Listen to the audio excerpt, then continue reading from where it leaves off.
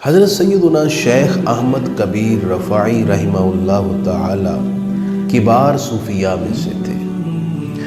آپ کے تعارف کے لیے یہی کافی ہے کہ آپ مدینہ منورہ دربار مصطفیٰ کریم صلی اللہ علیہ وآلہ وسلم میں حاضر ہوئے تو رحمت عالمین صلی اللہ علیہ وسلم نے اپنا ہاتھ مبارک اپنی قبر انور سے نکال کر حضرت شیخ سے مصافحہ فرمایا۔ سبحان اللہ۔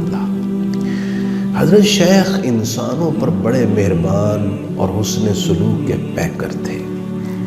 آپ کے قریب ایک بستی تھی ام عبیدہ نامی، اور اس بستی میں معذور اور اپاہج لوگ رہتے تھے۔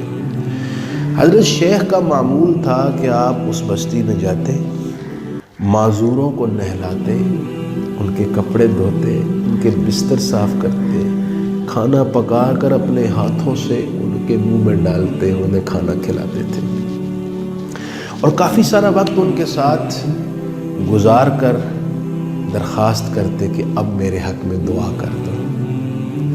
حضرت شیخ فرمایا کرتے تھے، ان معذوروں کی دعا نے مجھے اللہ کے قریب کیا ہے۔ جب آپ اس بستی سے واپس پلٹتے، راستے میں سے لکڑیاں چنتے اور کچھ لکڑیاں کاٹتے، ان کی گٹھڑی بنا کر اپنے کاندھوں پر رکھتے۔ جیسے شیخ کرے مرید بھی ایسے ہی کرتے ہیں۔ آپ کے مرید بھی یوں ہی گٹھڑیاں بنا کر اپنے کاندھوں پر رکھتے، اور بستی میں داخل ہو کر جو کمزور، ضعیف اور بے سہارا لوگ تھے، ان کے گھروں میں وہ لکڑیاں پہنچاتے تاکہ وہ کھانا پکا سکیں۔ اے خدا کے بندو، کیا اللہ حضرت شیخ جیسے صوفیاء کو دلوں پر حکمرانی نہیں عطا کرے گا؟ کیا حضرت شیخ جیسے لوگ وہ نہیں جن پر فرشتے بھی فخر اور ناز کرتے ہیں؟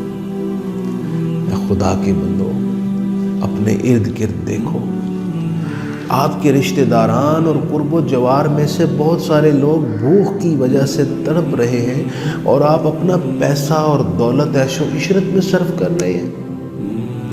آپ کے رشتہ داران میں سے بہت ساری بچیاں وسائل نہ ہونے کی وجہ سے گھر بیٹھی بوڑھی ہو رہی ہیں، اور آپ اپنی دولت اپنے گھروں کی بہترین تعمیر پر صرف کرتے چلے جا رہے ہیں۔ خدا کا واسطہ آنکھیں کھولے، دل کا چین اور خدا کا قرب ضعیفوں، کمزوروں اور انسانوں کی خدمت میں ہے۔